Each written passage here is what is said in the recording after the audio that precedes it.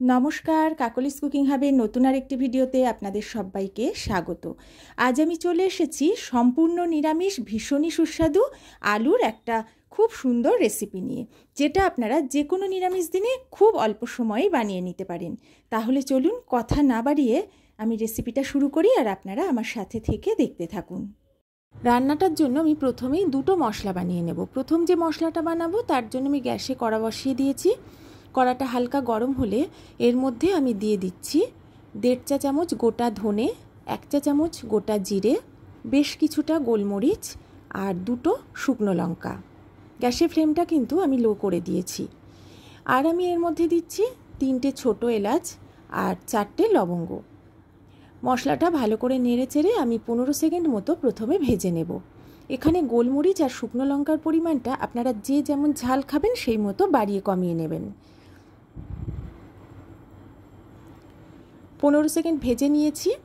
এখানে আমি নিয়েছি 1.5 চা চামচ পোস্ত। এই পোস্তটা আমি মশলার মধ্যে দিয়ে দিলাম। এবার অন্য সব কিছুর সাথে পোস্তটা নেড়ে চেড়ে প্রায় 15-20 সেকেন্ড আবারও আমি ভাজবো। আর ভাজতে ভাজতে যখন দেখবেন ধনে জিরের কালারটা হালকা লালচে হয়ে গেছে আর পোস্তর মধ্যে যে একটা নরম ভাব থাকে সেই ভাবটা চলে গিয়ে একদম ঝরঝরে ভাব চলে এসেছে, তখন বুঝবেন ভাজাটা কিন্তু আপনার প্রায় হয়েই গেছে। আর মশলাটা ভাজা হলে এর থেকে কিন্তু একটা খুব সুন্দর গন্ধ বেরোবে। বেশ কিছুক্ষণ আমি ভেজে নিয়েছি। পোস্তর নরম ভাবটা কিন্তু একদম চলে গেছে, বেশ মচমচে একটা ভাব চলে এসেছে। এই মশলাটা আমার কিন্তু প্রায় ভাজা হয়ে গেছে। এই মশলাটা বানানোর সময় পোস্তটা কিন্তু অবশ্যই দিতে হবে। এবারে আমি গ্যাসের ফ্লেম অফ করে দিলাম, দিয়ে একটু নেড়ে চেড়ে নিয়ে মশলাটা অন্য একটা পাত্রে নামিয়ে নেব, তারপরে ঠান্ডা করে নেব। এবার মিক্সির একটা জার নিয়ে নিয়েছি। ভেজে রাখা মশলাটা ঠান্ডা করে নিয়েছি, এটা আমি জারের মধ্যে নিয়ে নিলাম। এবার এটাকে মিক্সিতে আমি একটু মিহি গুঁড়ো করে নেব।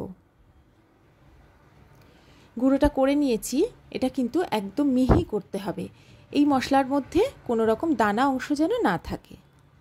এখন আমি আর একটা মশলা বানিয়ে নেব। তার জন্য মিক্সির ওই একই জারের মধ্যে আমি দিয়ে দিলাম টুকরো করে নেওয়া টমেটো। এখানে আমি দুটো মাঝারি আর একটা ছোট টমেটো টুকরো করে নিয়েছি। এখন দিলাম টুকরো করে নেওয়া আদা। এখানে 3 ইঞ্চি পরিমাণ আদা নিয়েছি। আর দিলাম দুটো কাঁচা লঙ্কা। কাঁচা লঙ্কাটা আপনারা যে যেমন ঝাল খান সেই পরিমাণই দেবেন। এখানে নিয়েছি বেশ কিছুটা কাজু বাদাম, কিছুটা ভাঙা কিছুটা গোটা নিয়েছি। যদি পুরোটা গোটা নেন তাহলে আমি যে পরিমাণ কাজু বাদাম নিয়েছি তাতে 12টা মতো হবে।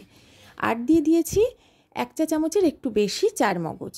আর আমি এর মধ্যে দিয়ে দিলাম অল্প একটু জল। খুব বেশি জল দেওয়ার দরকার নেই, কারণ টমেটোর রসে এটা পেস্ট হয়ে যাবে। এবার এটার মিহি পেস্ট তৈরি করে নিলাম। এবার আমি পরের স্টেপে চলে এসেছি। এখানে আমি 6টা মাঝারি সাইজের আলু নিয়েছি।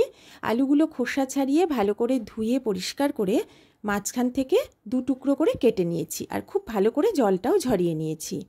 এবার আমি আলুর মধ্যে দিয়ে দিলাম হলুদ গুঁড়ো। এখানে আপনারা হলুদের সাথে কাশ্মীরি লঙ্কার গুঁড়ো, লবণ এগুলোও দিয়ে মাখিয়ে নিতে পারেন, তবে আমি শুধুমাত্র হলুদটা দিয়েই মাখাচ্ছি। এবারে আলুগুলো হলুদের সাথে খুব ভালো করে মাখিয়ে নেব। প্রত্যেকটা আলাদা আলাদাভাবেই আমি একটু ঘষে ঘষে মাখিয়ে নিচ্ছি, যাতে প্রত্যেকটা আলুর গায়ে হলুদের একটা সুন্দর কালার চলে আসে। এবার গ্যাসে একটা কড়া বসিয়ে দিয়ে আমি একটু বেশি করে সর্ষের তেল দিয়ে দিলাম। তেলটা প্রথমে হাই ফ্লেমে ভালো করে গরম করে নিয়েছি, তারপর গ্যাসের ফ্লেমটা লো করে দিয়ে আমি আলুগুলো তেলের মধ্যে দিয়ে দিচ্ছি। এগুলো দেওয়ার পরে গ্যাসের ফ্লেমটা আমি মিডিয়াম টু হাইতে করে দেব। তারপর খুব ভালো করে বেশ কিছুটা সময় নিয়ে আলুগুলো আমি বেশ লাল লাল করে ভেজে নেব। আর ভাজতে ভাজতে আলুগুলো যেন 80% মতো সেদ্ধ হয়ে যায় সেটাও লক্ষ্য করতে হবে। এখানে আমি আলুটা ভাজার জন্য একটু বেশি তেল ব্যবহার করলাম, কারণ বেশি তেলে আলু ভাজলে আলুর উপরে একটা ক্রাঞ্চি ভাব চলে আসে, আর আলুটা রান্নায় দিলে সেই আলুটা খেতে কিন্তু ভীষণ ভালো লাগে। তবে আমি যেই এতটা তেল দিলাম ভাজার পরে কিন্তু দেখুন যতটা তেল দিয়েছি প্রায় সব তেলটাই রয়ে গেছে। এতে আলু কিন্তু সব তেলটা শুষে নেয় না, তাই এইভাবেই কিন্তু আমি আলুটা ভাজি। এবারে আলুটা বেশ লাল লাল হয়ে গেছে, কিন্তু আরও একটু সময় এগুলো আমি ভাজবো যাতে আরও একটু লাল কালার চলে আসে। তারপরে তেলটা ছেঁকে আলুগুলো তুলে নেব। আরও কিছুক্ষণ ভেজে নেওয়ার পরে কালারটা আরও লাল হয়ে গেছে, আলুটা কিন্তু আমার একদম ভাজা হয়ে গেছে। এবারে আমি তেল ছেঁকে এগুলো অন্য একটা প্লেটে তুলে নিচ্ছি। যারা এতক্ষণ আমার সাথে থেকে ভিডিওটা দেখছেন, আশা করি শেষ পর্যন্ত আমার সাথে থাকবেন। আর আমার সাথে থাকার জন্য তাদের সবাইকে অনেক অনেক ভালোবাসা।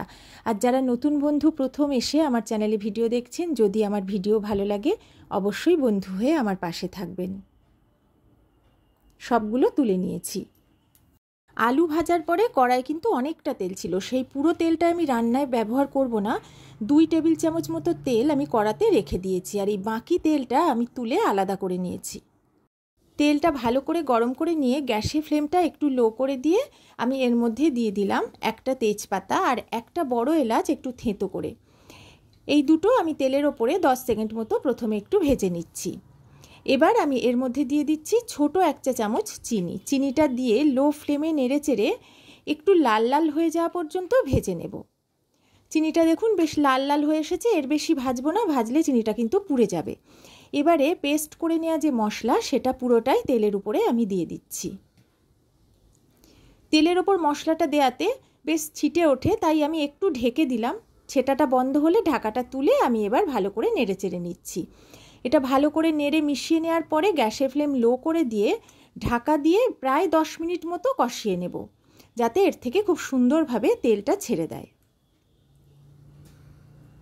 মশলা থেকে খুব ভালোভাবে তেলটা ছেড়ে দিয়েছে, খুব সুন্দরভাবে ভাজা হয়ে গেছে। এবারে আবারও একটু আমি নেড়ে চেড়ে এটা মিশিয়ে নিচ্ছি। এবার আমি তেলের মধ্যে দিয়ে দিচ্ছি 1/2 চা চামচ হলুদ গুঁড়ো আর 1/2 চা চামচ কাশ্মীরি লঙ্কার গুঁড়ো। এখানে আপনারা ঝাল শুকনো লঙ্কার গুঁড়োটা একটু অ্যাড করতে পারেন। এবার তেলের ওপরে এই দুটো একটু নেড়ে চেড়ে নিয়ে সব কিছু মিশিয়ে আবারও মিনিট খানেক মতো একটু ভেজে নেব।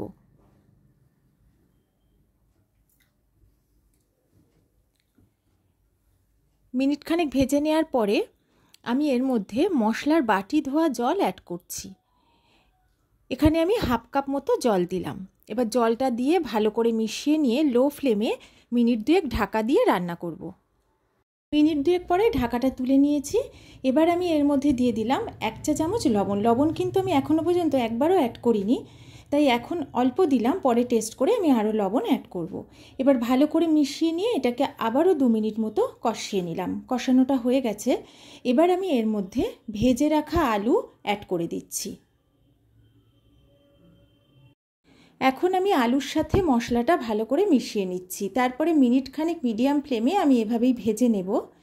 তারপর গ্যাসের ফ্লেমটা লো করে দিয়ে ঢাকা দিয়ে 2 মিনিট মতো আমি একটু রেখে দেব। 2 মিনিট পরে আমি ঢাকাটা তুলে নিয়েছি। ভেজে নেওয়া মশলা যেটা গুঁড়ো করেছিলাম সেটা পুরোটাই আমি এবার এর মধ্যে দিয়ে দিলাম। এবার এটা ভালো করে আমি মিশিয়ে নিচ্ছি। এটা মিশিয়ে নেওয়ার পরে একটু কষাবো, তাই আবারও ঢাকা দিয়ে 5 মিনিট মতো রেখে দেব। 5 মিনিট পরে ফিরে আসলাম। আলুর সাথে মশলাটা খুব সুন্দরভাবে কষানো হয়ে গেছে, চারপাশ থেকে তেলটাও ছেড়ে দিয়েছে। আবার একটু নেড়ে নিয়ে আমি এর মধ্যে এবারে অ্যাড করে দেব 1 কাপ মতো গরম জল। আপনারা চাইলে আরও কম জল অ্যাড করতে পারেন, কারণ এই রান্নাটা ড্রাই হলেও খেতে ভীষণ ভালো লাগে। তবে আমি যেহেতু অল্প একটু গ্রেভি করব, তাই জলটা একটু বেশি অ্যাড করছি। এই দম আলু রেসিপিটা রুটি, লুচি, পরোটা, পোলাও, ফ্রাইড রাইস সব কিছুর সাথেই নিরামিষ দিনে কিন্তু ভীষণ ভালো লাগে, খেতে ভীষণ টেস্টি হয়। এবারে আমি এটা ভালো করে জলের সাথে মিশিয়ে নিচ্ছি।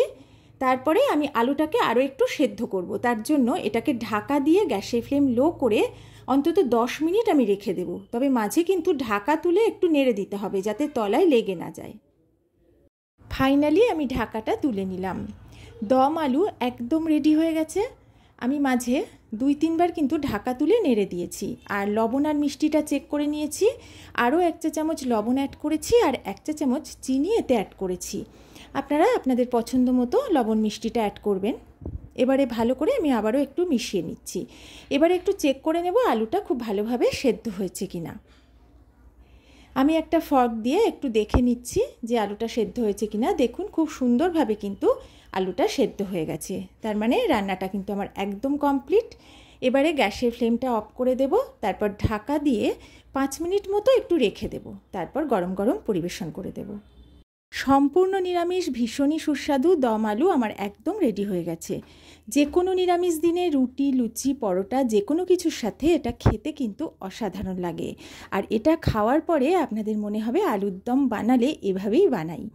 যদি আমার রেসিপিটা আপনাদের ভালো লাগে অবশ্যই একটা লাইক কমেন্ট করবেন, একটু শেয়ার করবেন।